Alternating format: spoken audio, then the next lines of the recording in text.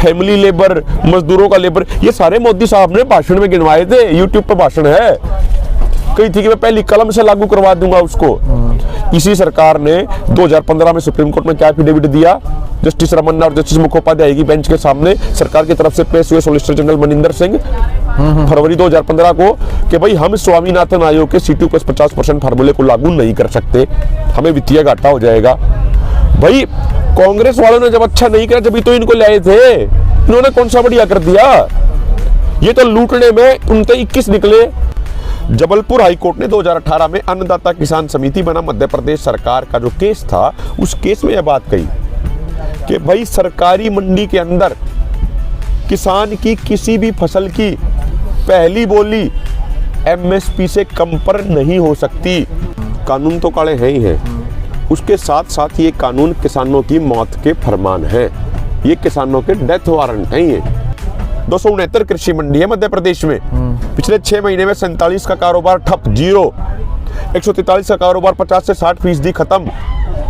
वहां पे मंडी कर्मचारियों को तनख्वाह देने के लिए पैसे नहीं है।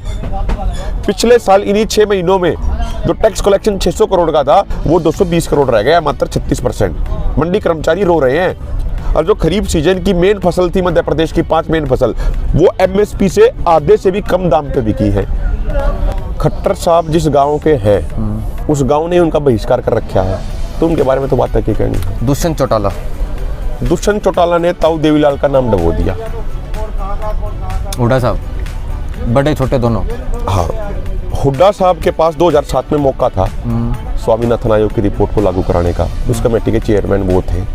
यदि उस समय वो थोड़ी मजबूती तक खड़े होते तो शायद आज किसानों की इतनी समस्या नहीं होती। वो मौका चूक गए।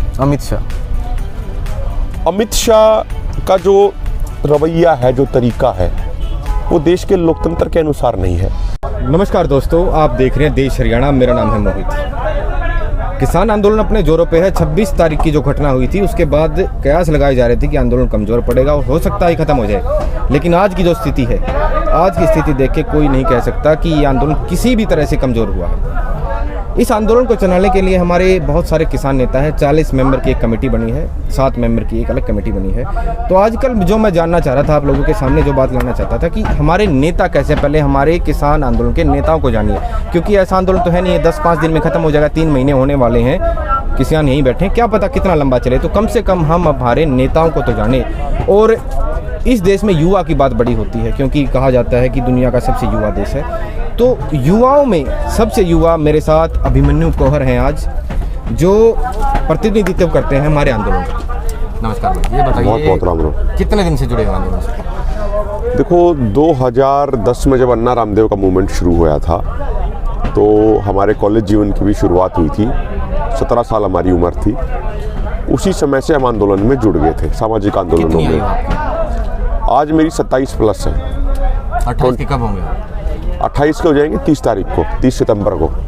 30 सितंबर को। और जहाँ तक बात है इस आंदोलन की, तो 5 जून 2020 को जब ये कृषि अध्यादेश लाए गए थे, तो उस समय हमने इस पर पूरा अध्ययन किया। हमारे बहुत सारे साथी थे कई अलग अलग राज्यों के। हमने वकीलों से बात करी, सबसे बात करी, क्योंकि बड़ी टिपिकल लैंग्वेज होती है सरकारी कानूनों की। और हमारा किसान होता है भोला भाड़ा। जो सरकार के जो अधिकारी होते हैं और जो अंबानी अडानी जिन्होंने ये कानून बनवाए, वे सोचते हैं यहाँ से, हमारा किसान सोचता है यहाँ से। तो अपने भोले भाड़े किसान को अवगत कराने के लिए सारी चीज़ों से हमने इसका सरल भाषा में अनुवाद किया, हिंदी में भी अंग्रेजी में भी। 3-3, 4-4 पेज का नोट बनाया, जो पूरे देश में बहुत सारी वेबसाइट से जो वायरल हुआ।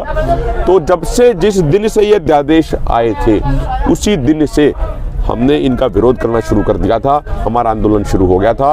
और इसमें एक बात मैं और स्पष्ट कर दूं कि सिर्फ इसमें किसी एक व्यक्ति या 2 व्यक्ति का नहीं, पूरे किसान समाज का, सभी किसान नेताओं का इसमें बराबरी का योगदान है। और सबको बराबरी का श्रेय जाता है, जिनके कारण आज ये आंदोलन बुलंदियों पे है। आप सबसे युवा हैं, युवा होने के नाते आपका एक फर्ज भी बनता है कि जिस माध्यम को युवा समझता है उसको उसके सामने रखिए। आप समझते हैं इंटरनेट की क्यों ज़रूरी है, आज के दिन सोशल मीडिया की क्या भूमिका है। आपको सोशल मीडिया पे मैंने देखा होगा, तो उसी जरिए मैं किसान एकता मोर्चा जो किसानों के लिए पेज बना, उस पर आपकी बात सुन रहा था कि ये 3 कानून काले क्यों हैं। तो वो बताइए कि क्यों, देखिए ये तो स्लैंग बन चुका है, चाहे कोई उनका समर्थन भी करता हो तो भी बोलेंगे कि ये 3 काले कानून अच्छे हैं। जो काला शब्द है इसके साथ एम्बेड हो चुका है, जुड़ गया है, तो क्यों काले हैं ये बताइए। देखो, मैं तो इससे भी आगे जाके एक बात कहता हूँ, कानून तो काले हैं ही हैं, उसके साथ साथ ये कानून किसानों की मौत के फरमान है, ये किसानों के डेथ वारंट हैं। ये कैसे? मैं आपको 2-4 मेन मोटी मोटी बातें आपको बता देता हूं। मैं जो ये कानून लाए गए, तीनों कानून ये लाए गए मुक्त बाजार नीतियों के तहत, फ्री मार्केट नीतियां जिसको अंग्रेजी में बोलते हैं, जो 1990 के दशक से WTO, गेट समझौता, बाकी इनके दबाव के बाद ये आने शुरू हो गए। मैं उस पर नहीं जाना चाहूंगा। अब देखो, जो इन कानूनों में किया गया, यही प्रयोग पश्चिमी देशों में आज से 25 से 30 साल पहले हुए थे। वहां उनका रिजल्ट क्या आया, इसी से हम समझ लेंगे कि हमारे किसानों पर इसका क्या असर पड़ेगा। देखिए, जब ये फ्री मार्केट पॉलिसीज अमेरिका में आई, उससे पहले किसी भी एग्रीकल्चर प्रोडक्ट के फाइनल रिटेल प्राइस के 40% अमेरिका के किसान की जेब में जाता था। मतलब कोई भी कृषि उत्पाद यदि वहां पे 100 रुपए का बिकता था ये कानून आने से पहले, तो 40 रुपए किसान की जेब में जाते थे। अब जब से ये कानून लागू हुए, आज ये स्थिति ये है कि मात्र 15% किसान की जेब में जाते हैं, यानी 100 में से सिर्फ 15 रुपए जाते हैं। जो 25 जो मार्जिन हुआ वो कंपनियों के पास चला गया। दूसरी बात, आप इंग्लैंड में देखो, इंग्लैंड में 1993 में दूध का मार्केटिंग बोर्ड खत्म कर दिया गया किसानों के विरोध के बावजूद, प्राइवेटाइजेशन करने के लिए। उसके बाद से लेके अब तक 2021 तक इंग्लैंड के अंदर 31,690 छोटे डेयरी फार्म बंद हो गए। अब एक नॉर्मल बात सी तो ये होनी चाहिए कि भाई डेयरी फार्म कम हो गए तो दूध का प्रोडक्शन भी कम होना चाहिए, लेकिन उसके बाद इंग्लैंड में दूध का प्रोडक्शन बढ़ गया। इसका मतलब समझना चाहिए जो आपके लाखों दर्शक हैं कि भाई जो बड़े जो व्यापारी हैं सिर्फ वो जिंदा रहेंगे, छोटे डेयरी फार्म बंद हो गए और दूध का प्रोडक्शन बढ़ गया। तो बड़ी बड़ी कंपनियां थी, जो कॉर्पोरेट घरानों थे, उन्होंने प्रोडक्शन बढ़ा दिया अपना, यानी छोटा आदमी पूरी तरीके से खत्म हो जाएगा। अब मैं आगे आता हूं, आपको सेक्शन वाइज भी बताऊंगा मैं आपको इसके। उससे पहले 2 एग्जांपल अपने देश के भी दे देता हूं मैं। उससे पहले एक और चीज जाननी चाहिए दर्शकों को, ये पश्चिमी देशों में जब ये कानून आए, फ्री मार्केट पॉलिसीज आई, तो कहा गया था कि भाई किसानों को बहुत फायदा होगा, उनके बारे न्यारे हो जाएंगे। लेकिन आज वहां की स्थिति क्या है? अमेरिका में 2018 में $847 बिलियन का सब्सिडी बिल पास किया गया। $1 बिलियन में हो गए 7,500 करोड़ रुपया। तो 847 बिलियन में कितने लाख करोड़ हो गए, शायद हम और आप तो जीरो नहीं गिन पाएंगे। इंग्लैंड में $100 बिलियन की सब्सिडी दी जाती है। OECD देशों में $240 बिलियन की सब्सिडी दी जाती है। चाइना में $212 बिलियन की सब्सिडी दी जाती है। इतनी भारी भरकम सब्सिडी वहां के किसानों को आज वहां की सरकार दे रही है। यदि ये कानून मोहित भाई इतने बढ़िया होते, यदि ये कानून किसानों के फायदे के होते, तो वहां की सरकारें आज इतनी भारी भरकम सब्सिडी अपने किसानों को क्यों दे रही है? कोई जवाब देगा इन चीजों का? और दूसरी बात, वो अपने देश की बात कर लें। 2006 में सरकारी मंडी खत्म हुई थी बिहार में, कहा गया था कि भाई किसानों की बहुत तरक्की होगी, प्राइवेट क्षेत्र निवेश करेगा। क्या हाल है बिहार के किसानों का? भारत में ऐसा कोई राज्य है जहाँ पे बिहार के मजदूर भाई मजदूरी करने के लिए मजबूर नहीं हो रहे हैं? है कोई ऐसा राज्य? कश्मीर से कन्याकुमारी देख लीजिए, असम से गुजरात देख लीजिए। जो ये मजदूरी करने हमारे गाँव में आते हैं बिहार के मजदूर भाई, ये सारे 3-3, 4-4 एकड़ के किसान हैं बिहार के। लेकिन वहाँ सरकारी खरीद नहीं, वहाँ सरकारी मंडी नहीं, इसलिए वो मजबूर होते हैं। मक्का मेन फसलों में से एक है बिहार की। सरकारी रेट 1,850 रुपया क्विंटल, बाहर व्यापारी ले रहा है 500 से 600 रुपया क्विंटल। 500 से 600 रुपये में तो लागत भी पूरी नहीं होती। धान की खरीदी वहां भी कुछ दिन पहले तक तो शुरू ही नहीं हुई थी। तो पूरे तरीके से जो ये कानून है, इन्होंने बिहार के किसानों को बर्बाद कर दिया। अब मैं एक और नया एग्जाम्पल ले लेता हूं। मैं एग्जाम्पल ले रहा हूं मध्य प्रदेश का। मध्य प्रदेश वो राज्य है जिसका मंडी एक्ट सबसे बेहतरीन है। 1972 मंडी एक्ट में ये लिखा गया है, धारा नंबर 36 के तहत, यदि कोई भी व्यापारी किसान का सामान MSP से कम पर खरीदेगा तो उस व्यापारी पे कार्रवाई होगी। लेकिन वहां का क्या हाल हो गया इन कानूनों के आने के बाद, इन अध्यादेश आने के बाद? ये समझना बड़ा जरूरी है। पिछले 6 महीने में जो मैं डाटा दे रहा हूं, पिछले 6 महीने का मेरा खुद का डाटा नहीं है, ये सरकारी पोर्टल ई अनुज्ञा, मध्य प्रदेश सरकार का सरकारी पोर्टल है ई अनुज्ञा, और वहां पे बीजेपी की ये सरकार है, उसका पोर्टल है। वो ये कह रहा है कि पिछले 6 महीनों में मध्य प्रदेश की सरकारी मंडियां दफन होगी। 269 कृषि मंडी है मध्य प्रदेश में। पिछले 6 महीने में 47 का कारोबार ठप, जीरो। 143 का कारोबार 50 से 60% खत्म। वहां पे मंडी कर्मचारियों को तनख्वाह देने के लिए पैसे नहीं है। पिछले साल इन्हीं 6 महीनों में जो टैक्स कलेक्शन 600 करोड़ का था वो 220 करोड़ रह गया, मात्र 36%। मंडी कर्मचारी रो रहे हैं। और जो खरीफ सीजन की मेन फसल थी मध्य प्रदेश की, 5 मेन फसल, वो एमएसपी से आधे से भी कम दाम पे बिकी है। ये तो है इन कानूनों का रिजल्ट।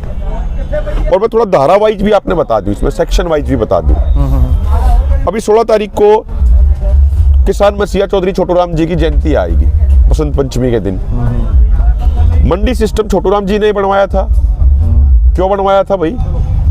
वो इसलिए बनवाया था कि उस समय ये होता था कि किसान की फसल तैयार होती थी तो बड़े बड़े व्यापारी गिरोह बना लेते थे और किसान का सामान खरीदते थे औने पौने दामों पे, भाव गिरा देते थे उस समय, और फिर खुद जमा कर लेते थे और आम जनता को भी लूटते थे और किसान को भी लूटते थे। उस चीज को रोकने के लिए, किसान को उसका अधिकार देने के लिए मंडी सिस्टम बनाया गया। और मंडी सिस्टम की एक खास बात यह है कि उस सिस्टम के तहत किसान मंडी का मालिक होता है। और दूसरी बात ये, कहीं ना कहीं सरकारों की जिम्मेदारी बनती है कि किसान का सामान एमएसपी पे खरीदा जाए। याद दिलाना चाहता हूं आपको 2018 का मध्य प्रदेश हाईकोर्ट का फैसला। जबलपुर हाईकोर्ट ने 2018 में अन्नदाता किसान समिति बना मध्य प्रदेश सरकार का जो केस था, उस केस में यह बात कही कि भाई सरकारी मंडी के अंदर किसान की किसी भी फसल की पहली बोली एमएसपी से कम पर नहीं हो सकती, और यदि ऐसा कोई करता है तो वो दंडनीय अपराध है। तो जो मंडी सिस्टम जो हमारे किसान मसीहा जी ने दिया था हमें, वो कहीं ना कहीं किसान को प्रोटेक्ट करता था, कहीं ना कहीं किसान की रक्षा करता था। अब इन्होंने क्या किया कानून में कि भाई कोई भी व्यापारी किसान का सामान कहीं भी खरीद सकता है, रोड पे, किसान के खेत में, कोल्ड स्टोरेज फैसिलिटी में और कहीं पे। अब सरकार कल को क्या कहेगी कि भाई हमें तो मालूम नहीं आपका सामान कहाँ खरीदा गया है। जब हमें मालूम ही नहीं जगह का तो हम उसकी निगरानी कैसे करेंगे? और निगरानी नहीं करेंगे तो सरकार अपनी इस जिम्मेदारी और जवाबदेही से बच जाएगी कि भाई किसान का सामान एमएसपी पर ही खरीदा जाए।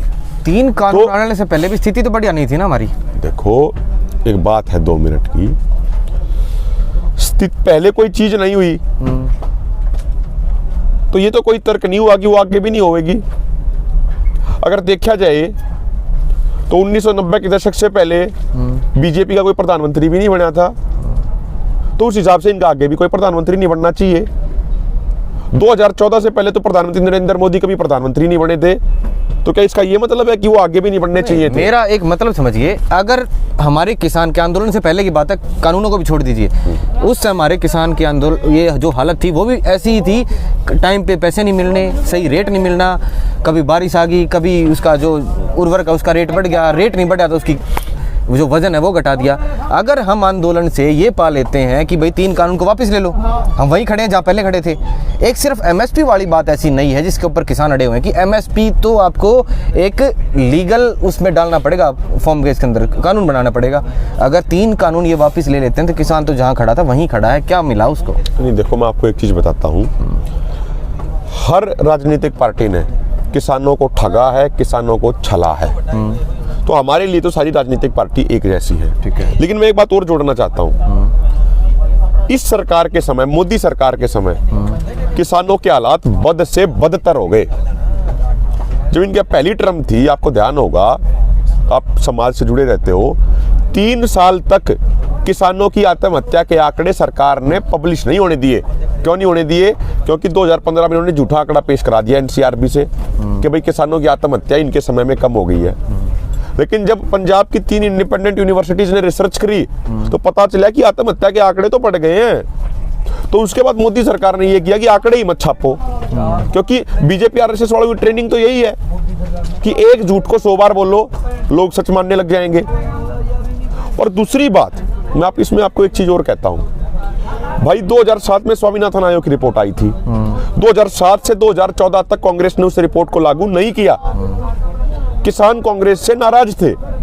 मोदी साहब ने छाती ठोक ठोक के कहा, रेवाड़ी अपनी पहले वाली सैनिक रैली हुई थी उसमें भी कहा, हजारीबाग वाली रैली में भी कहा कि भाई मित्रों, भाइयों बहनों, यदि मैं प्रधानमंत्री बनया तो पहली कलम से स्वामीनाथन आयोग के C2 प्लस 50% फार्मूले के अनुसार फसलों का मूल्य दूंगा। C2 प्लस 50% में क्या क्या खर्चा जुड़ेगा वो भी बताया था कि खाद का खर्चा, यूरिया का, सारी चीजों का, यूरिया, DAP, बिजली का खर्चा, जमीन का किराया, ट्रैक्टर का खर्चा, जो ट्रैक्टर और कल्टीवेटर हैरों का जो प्राइस डेप्रिसिएशन होगा उसका खर्चा, सारे खर्चे के ऊपर ब्याज, फैमिली लेबर, मजदूरों का लेबर, ये सारे मोदी साहब ने भाषण में गिनवाए थे। यूट्यूब पे भाषण है। कही थी कि मैं पहली कलम से लागू करवा दूंगा उसको।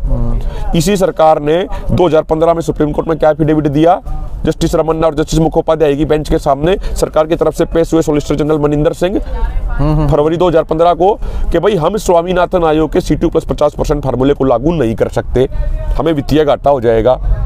भाई कांग्रेस वालों ने जब अच्छा नहीं किया जब तो इनको लाए थे, इन्होंने कौन सा बढ़िया कर दिया। ये तो लूटने में 29 निकले। इनके हालात में हमारी स्थिति बद से बदतर हो गई। इनके समय में हमारे किसानों की आत्महत्या के आंकड़े बढ़ गए। और सबसे महत्वपूर्ण बात भाई जो ये लेकर आए, आपने बात कही MSP की बात आई आपकी, मैं आपने एक बात याद दिला दूं कि जब हमारे प्रधानमंत्री जी मुख्यमंत्री होया करते गुजरात के, तो ये कंज्यूमर अफेयर कमेटी के चेयरमैन थे। 2011 की बात कर रहा हूं। और उस समय हमारे प्रधानमंत्री होया करते डॉक्टर मनमोहन सिंह जी। सही बात है। तो इन्होंने कंज्यूमर अफेयर कमेटी के चेयरमैन होने के नाते एक रिपोर्ट भेजी प्रधानमंत्री कार्यालय को, और उसके पॉइंट नंबर B3 में मोदी जी ने लिखा है, यो उनके साइन है उसमें, पढ़ा था मैंने, कि भाई किसानों के लिए MSP की गारंटी होनी चाहिए। तो मोदी साहब जो बात आप 2011 में कहा करते, वही बात तो हमारे बड़े बुजुर्ग और हमारे किसान आज लागू कराने की कह रहे हैं। कहने लग रहे हैं मोदी साहब, कितने ट्वीट आ लिए बताओ। नहीं, मैं उस पर आऊंगा, उस बात तभी आऊंगा मैं। और मेरे देशवासियों, आपको एक चीज समझना जरूरी है कि MSP गारंटी कानून हमारे लिए क्यों जरूरी है। छोटी सी बात बताऊंगा। OECD 36 देशों का संगठन है, कोई हमारा खुद का किसानों का संगठन नहीं है। OECD बताइए इसकी। उसमें जो ये इस तरफ के कंट्रीज आए हैं, ये मैं थोड़ा भूल गया, उसमें भी आपको बता दूंगा। की बात कर रहे हो क्या? नहीं, मिडिल ईस्टर्न की नहीं, वो OECD अलग वो संगठन है। OECD और ICRER जो अपने देश का इंस्टीट्यूट है, इनकी एक रिपोर्ट आई कि भाई यदि पिछले 17 सालों में भारत के किसानों को उचित MSP मिलता तो भारत के किसानों को 45 लाख करोड़ रुपए मिलने चाहिए थे। और नाबार्ड ये कह रहा है कि भाई भारत के किसानों पर जो टोटल कर्जा है वो 9 से 10 लाख करोड़ का है। यदि सरकारों ने अपने वादे पूरे किए होते और हमें हमारा 45 लाख करोड़ रुपए दिया होता तो 10 लाख करोड़ काट ले सरकार का, दे भी जो हमारे ऊपर कर्जा है, उसके बाद भी 35 लाख करोड़ रुपया बकाया पड़ा है हमारा सरकारों के ऊपर, जो सरकारों ने हमें नहीं दिया। ये MSP हमारा जन्मसिद्ध अधिकार है। और दूसरी बात जो आपने कही कि प्राइम मिनिस्टर कह रहे हैं, प्राइम मिनिस्टर देश को भ्रमित कर रहे हैं, देश को गुमराह करने का काम कर रहे हैं, और बड़े दुख के साथ कहना पड़ रहा है, इतने जिम्मेदार पद पर बैठ के झूठ बोल रहे हैं। प्रधानमंत्री और सरकार क्या कह रही है? प्रधानमंत्री और सरकार कह रहे हैं कि भाई MSP पे जो खरीद अब तक होती आई थी वो आगे जारी रहेगी, इसको वो लिखित में देने को तैयार है। हमारी तो ये मांग ही नहीं है। हमारी मांग है जिन 23 फसलों का MSP सरकार का संस्थान CACP तय करता है साल में 2 बार, उन सभी फसलों को MSP पे खरीदे जाने की गारंटी का कानून होना चाहिए। हमने ये बात विज्ञान भवन में मीटिंग में उठाई। सरकार ने क्या किया? सरकार ने फिर एक जुमला फेंका कि हमारे लिए तो वित्तीय घाटा बहुत बड़ा हो जाएगा। सरकार ने कहा कि 17 लाख करोड़ की आवश्यकता पड़ेगी। हमने कहा जी आप गलत कह रहे हो, आपके अधिकारी गलत कह रहे हैं। या तो आप तक सही जानकारी नहीं पहुंच रही है खुद सरकार के मंत्रियों तक, या फिर जानकारी पहुंचने के बाद भी अनजान बने हुए हैं। मोहित भाई 17 लाख करोड़ का तो टोटल एग्रीकल्चर मार्केट है, उसमें से 14 लाख करोड़ की तो ट्रेडिंग अभी भी हो रही है। भाई MSP से कम पे खरीदा बेचा तो अभी भी जा रहा है, तो 14 लाख करोड़ की तो ट्रेडिंग हो रही है। आपको MSP गारंटी कानून बनाने के लिए चाहिए साल में मात्र 3 लाख करोड़ रुपया। और वो 3 लाख करोड़ कहां से आएगा ये भी हमने सरकार को बता दिया है। सरकार सिर्फ गौतम अडानी को फायदा पहुंचाने के लिए 90,000 करोड़ के खाद्यान्न तेल का इंपोर्ट करती है हर साल। गौतम अडानी सबसे बड़ा व्यापारी है उसमें, वो हर लीटर उस खाद्यान्न तेल में 5 से 10 रुपए कमा रहा है। हम कह रहे हैं आप ये खाद्यान्न तेल बाहर से मंगवाने की बजाय यदि अपने किसानों को ये गारंटी दो कि आप भाई खाद्यान्न तेल वाली सारी फसलें आप उगाइए, सरकार उसको MSP पर खरीदने की गारंटी देगी, तो हमारा किसान बेवकूफ थोड़ी है कि वो गेहूं गर्दाना के पास पड़ा रहेगा। सरकार नारा तो देवे क्रॉप डाइवर्सिफिकेशन की, काम कुछ करती नहीं। हरियाणा की ये बात बता दूं, इससे पहले एक बात और जोड़ दूं, 80,000 करोड़ की दाल मंगवाई जा रही है मोजाम्बिक से। प्रधानमंत्री क्या कह के आए थे वहां पे कि हमारी सरकार वहाँ के किसानों को सारी टेक्नोलॉजी देगी, सारी मशीनरी देगी, फसल भी खरीदेगी। अरे मोदी साहब, यह बात अपने किसानों तक कह दो ना, मूंग भी हो जाएगी, सारे टाइप की दाल उगाओगे। आप 80,000 करोड़ की हद तक प्रोक्योर करो ना, तो आप 90,000 करोड़ के खाद्यान्न तेल और 80,000 करोड़ के दाल मंगवानी बंद कर दो। 1,70,000 करोड़ तो यही हो गया। जो आप हजारों लाखों टन मिल्क पाउडर मंगवाओ वो आप बंद कर दो, जो आपने 5 लाख टन मक्का मंगवाया वो बंद कर दो, तो 3 लाख करोड़ तो यहीं था आगे। तो आपने वित्तीय घाटा किस चीज का हो गया? और दूसरी बात याद होगा, आप भी हरियाणा के हो, मेरा पानी मेरी विरासत योजना आई थी, बड़े नारे दिए गए थे, प्रधान जी बैठे हैं, सरकार ने बड़े नारे दिए थे कि भाई आप ऑल्टरनेटिव क्रॉप लगाओ, ऑल्टरनेटिव फसल लगाओ, धान को छोड़ दो, सरकार उसने खरीदेगी।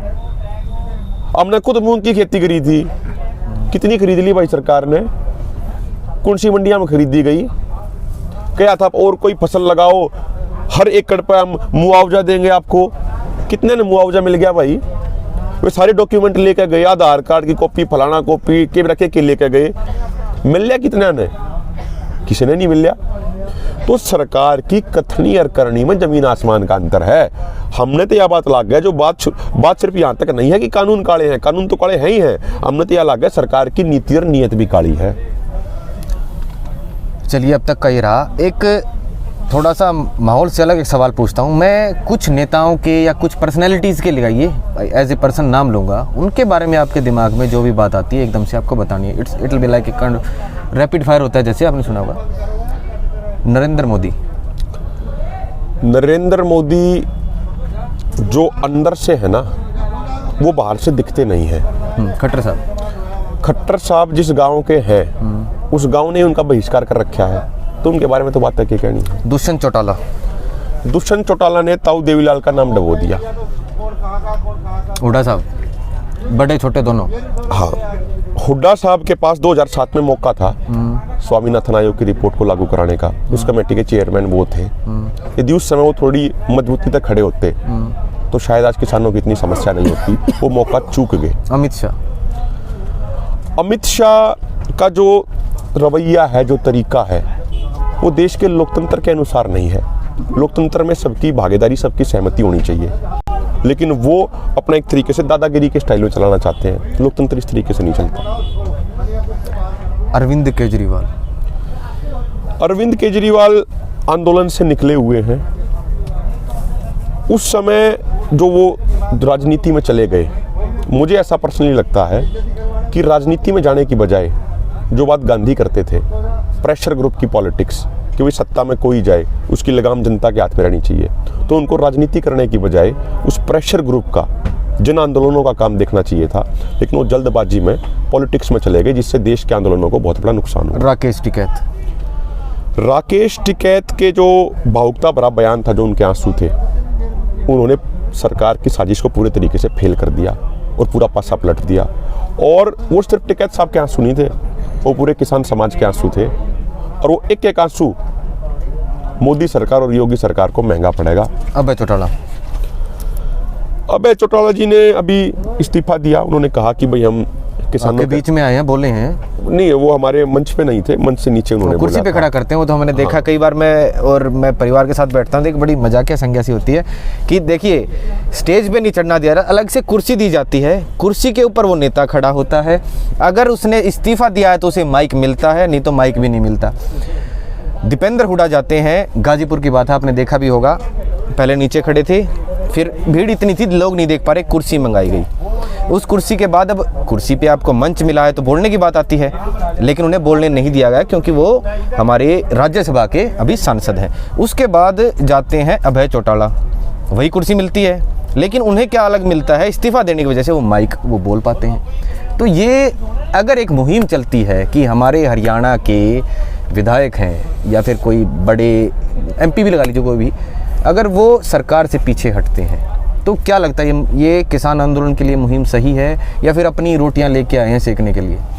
देखो, हमने पहले एक बात कही थी, जब 19 नवंबर को हमारा आंदोलन की रणनीति बन रही थी, चंडीगढ़ में बैठक हुई थी किसान भवन में, कोई भी राजनीतिक व्यक्ति वो राजनीति से दूर हटके, बिना अपनी पार्टी के झंडे के, बिना अपनी पार्टी के बैनर और लोगों के यहाँ पे धरने में आके किसानों का सहयोग समर्थन करना चाहे है, वो किसान बन के करे। स्टेज पे जाने की क्या जल्दबाजी है भाई? आप समर्थन ही तो करना चाह रहे हो ना, तो किसानों के बीच में आकर रहो, एक तंबू आप लगा लो। स्टेज के बिना थोड़ी बात बनेगी, स्टेज के लिए तो आते हैं वो। ना ना ना ना ना, ये गलत बात, आप स्टेज देने चाहिए आपने। लोग कितनी दूर से, चंडीगढ़ से आते हैं, कोई सिरसा से आता है। ये आंदोलन किसी राजनेता का नहीं है, ये आंदोलन किसान समाज ने उठाया है। अध्यादेश तो 5 जून को आए थे। जब आंदोलन गति पकड़ा, जब आंदोलन तेज हुआ, तो तब सारे विपक्ष के राजनेता आने लग गए। यदि ये इतने ही वो हितैषी थे किसानों के, तो जब ये अध्यादेश लाए गए थे तब विरोध क्यों नहीं किया? वो तो जब किसानों ने अपने प्राणों की आहुति दे के अपनी मेहनत से पूरा आंदोलन खड़ा कर लिया, तो अब सोच रहे हैं कि भाई उसमें आकर अपना भी कुछ ही चमका ले, तो वो तो बात ठीक नहीं है। और आपने एक बात पूछी थी, आपने जो एक बात पूछी थी कि भाई रैपिड फायर क्वेश्चन में अभय सिंह चौटाला के बारे में पूछा, नरेंद्र मोदी के बारे में आपने शुरुआत करी थी। वो नरेंद्र मोदी जी के बारे में मैं एक बात और कहना चाहता हूँ। जो उनकी इमेज है ना, वो मीडिया द्वारा बनाई हुई है। जो वो अंदर से है ना, रियलिटी है जो, वो बाहर दिखती नहीं है। देखो, बनी बनाई इमेज है। देश की जनता को बहुत उम्मीदें थी उनसे 2014 के चुनाव से पहले, और मेरे ख्याल से जितने लोग बैठे हैं ना, अधिकतर 2014 के चुनाव से पहले उनको सपोर्ट कर रहे थे। लेकिन उन्होंने देश की जनता की उम्मीदों को कुचलने का काम कराया है। किसान की नहीं, नौजवानों की भी। सबसे पहला फैसला क्या था मोहित भाई उनका प्रधानमंत्री बनने के बाद? जो गेहूं और धान पे बोनस मिलता था, उन्होंने बंद कराया था। हाँ। ये कहा था कि कोई भी राज्य सरकार बोनस देगी तो एफसीआई उससे नहीं खरीदेगा। हम उसी समय समझ गए थे कि हमारे देश से बड़ी गलती होगी, और हमारे किसान समाज से तो उससे भी बड़ी गलती होगी। तो 19 में इतनी ताकत कैसे आ गई? जब गलतियां हम पकड़ने लगे, नोटबंदी भी आती है, जीएसटी भी आती है। हमारे प्राइम मिनिस्टर ने कई जगह है कि लोगों को फेल किया है, हाँ भाई वो ये नहीं कर पा रहे, फिर भी 19 में उससे बड़ा बहुमत मिलता है। वो कैसे? देखो, हमारे देश की एक कड़वी हकीकत है, और हमारे किसान समाज की भी हम ईमानदारी से स्वीकार कर रहे हैं। अपनी गलती स्वीकारनी चाहिए। हमारा समाज कभी भी सामाजिक मुद्दों पे वोट नहीं डालता। हमारा लोकतंत्र उतना मैच्योर नहीं है। हमारा समाज जाति के नाम पे, धर्म के नाम पे दारू की बोतल में 2000 के नोट में वोट डालता है। और जनवरी 2019 तक की आप स्थिति देखो, देश में बड़ा किसान आंदोलन था। कितने भी आप घटनाओं की बात कर लो, मंदसौर गोली कांड भी 2017 में हुआ, लेकिन वो फिर क्या परिस्थिति बनाई गई सरकार द्वारा, उस पर जाना नहीं चाहता। वो जग जाहिर है, पूरा देश जानता है। मुद्दे तो हटा दिए गए, मुद्दे तो भटका दिए गए। देश को भावनाओं में बहा के वो चुनाव आयोजित करवाया गया। वो चुनाव हुआ, असली मुद्दे थे वो हटा दिए गए। नहीं, देश भी वही है, भावनाएं भी वही है, और 2024 भी है। जब तक आपने बोल दिया आंदोलन इतना लंबा चलेगा, तो वही देश है, वही भावनाएं हैं, वही लोग हैं। क्या बदला? देखो, 2024 तक का जो नारा है, इसका मतलब आप समझो, दोबारा किया जाता है अपनी वोटों के लिए। एक बड़ी सिंपल, आपने एक सवाल पूछा कि भाई लोग कह रहे हैं पंजाब का आंदोलन है। यदि ये पंजाब का आंदोलन होता, तो फिर हरियाणा के कैमला गांव में किसानों ने सीएम का हेलीकॉप्टर क्यों ना उतरने दिया? यदि ये पंजाब का आंदोलन होता, तो हरियाणा में इतनी भारी भरकम पंचायत क्यों हो रही है? हमारी खुद की खाप दैया खाप 21 तारीख को बहुत बड़ी पंचायत कर रही है, लाखों लोग उसमें आओगे। दैया खाप वाले तो पंजाब के नहीं है ना, या सरकार उन्हें भी पंजाब वाला बताओगी? हम तो हरियाणा के हैं। शिशाना बहुत बड़ा गांव है हमारा। चलिए, तो ज़्यादा लंबा ना खींचते, माफ़ कीजिएगा। आखिर आपसे एक लेना चाहूँगा अंत में, इस आंदोलन से जुड़े, चाहे वो घर पे हैं चाहे यहाँ बैठे हैं, और हमारे प्रधानमंत्री जी को, पहले तो जनता को, आंदोलन करने वालों को क्या कहना चाहोगे? आखिर में संदेश मोदी जी के लिए क्या है? देखिए, मैं जनता को एक बात कहना चाहता हूँ। मेरे बहुत सारे शहर के जो मित्र हैं, वो कहते हैं बोला जी उनके पास तो ज़मीन नहीं है, तो वो आंदोलन में क्यों जुड़े? तो उनको एक बात कहना चाहता हूँ, मान लिया आपके पास ज़मीन नहीं है, लेकिन कम से कम ज़मीर तो होगा ही। जो रोटी आप खाते हो, जो आपकी प्लेट में आती है ना, वो कोई अडानी अंबानी नहीं देते, वो कोई फेसबुक और यूट्यूब से डाउनलोड नहीं करते, वो किसान के खेत से आती है। तो ये किसान है तो आप हैं, इसीलिए इस आंदोलन में किसानों का सहयोग करना सबकी जिम्मेदारी है, सभी वर्गों की। और जो जो एक कानून है ना, किसान तो फिर भी अपना गुजारा कर लेगा, 2 साल 3 साल अपना पैदा करेगा और खाओगा, लेकिन आप क्या करोगे शहरवासियों। इसीलिए शहर वाले भाइयों से निवेदन है कि आंदोलन में सहयोग करो। और मोदी साहब से निवेदन ये है, मोदी साहब, इस जनता ने आपको चुना था, लेकिन बड़े दुख की बात है आज आप इसी जनता को हरा के जीतना चाहते हैं। जो कृषि कानून हमने मांगे नहीं थे वो ज़बरदस्ती आपने थोप दिए। जो एमएसपी कानून हमारा जन्मसिद्ध अधिकार है वो आप नहीं दे रहे हो। आपसे निवेदन यही है, किसानों की भावनाओं का सम्मान कीजिए और जल्द से जल्द हम किसानों की मांगों को पूरा कर दीजिए, यही अच्छा है। अन्यथा आने वाले समय में बीजेपी को बहुत बड़ा राजनीतिक नुकसान भी उठाना पड़ सकता है। ये अभिमन्यु कौहर को आपने सुना, हमारे किसान नेता हैं, सबसे युवा किसान नेता हैं। इनकी बातों से आप कितना ये रखते हैं कि भाई सही बोल रहे हैं, गलत बोल रहे हैं, कुछ कमी लगती है, कुछ अच्छाई लगती है, तो कमेंट का इंतजार करेंगे। और जो भी आपका सवाल आएगा अगली बार अभिमन्यु से मिलेंगे तो सवाल पक्का रखा जाएगा। धन्यवाद भाई। बहुत बहुत धन्यवाद।